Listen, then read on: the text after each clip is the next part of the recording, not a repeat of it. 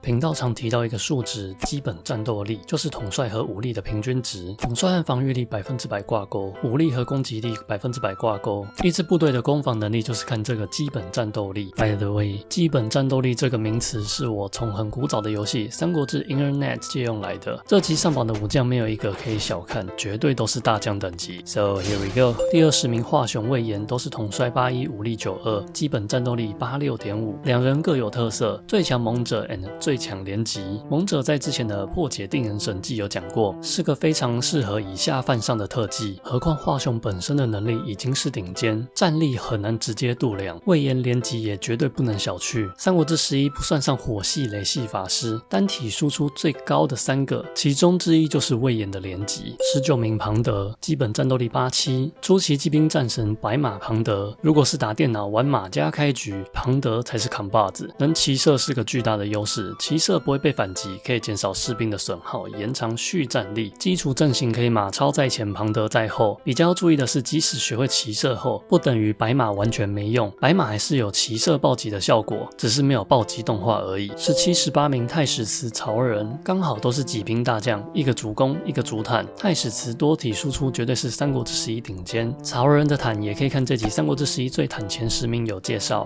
16名夏侯渊徐晃，夏侯渊可快可射，徐晃又痛又坦，又不会被混乱，可以说是三国志11第2稳将，第1等等会出现。11、12、13、14名姜维、张合、夏侯惇、黄忠，基本战斗力89.5，前3位能力值几乎一样，统帅武力都是90、89或是反过来。值得一提的是，常败将军敦哥因为是技将的原因，多数情况输出会比姜维、张合高。第10名甘宁，基本战斗力90，甘老师他从不请假不缺席，同学们有看到叉叉最强记得找甘老师点名。第9名邓艾，基本战斗力90.5，邓艾绝对是后期第一人，而且长寿的强行哥，成长期还是维持，持续能力也是长，根本是国士无双的天才型武将。第7、第8名孙坚、张飞，基本战斗力91.5，两位刚好都是枪击2栖大将。孙坚有着不错的智力，相对适合单兵出击。张飞在游戏中绝对是要肌肉有肌肉，要脑袋有肌肉的最佳典范，所以多数玩家玩刘备开局会让刘备配上张飞，一来补了张飞智能不足的问题，二来大哥三弟有结义，攻防能力可以互补。第6名孙策，基本战斗力当然是92，水军4大天王今天上榜的第3人，前面甘宁、孙坚也都是，当然绝对不是只有水军强，兵种适性 3S、2A、1B， 虽然不及甘老师的 3S、3A 那么扯，不过已经很猛了，对得起全兵种都能暴击的特技勇将。第4、第5名张辽、马超，基本战斗力92.5，全能陆上近战之王张辽，最容易撞出人命的骑兵皇帝马超，各位看到他们记得闪远一点，不然怎么死了都不知道。第2、第3名吕布、赵云，基本战斗力93.5，吕布告诉我们考试每科都80分，不如一科100分更好，发挥你的专长，谁说体育班不能出头天？赵云是三国志11最稳第一人，以前常讲，这集也有讲的，什么甘老师、孙坚适合单兵出击，姜维、邓艾急推单兵出击，他们都只是在武将不够的情况下相对适合，但保证不会中计的洞察赵云绝对最适合单兵。第1名关羽，基本战斗力96，怎么可以有人又坦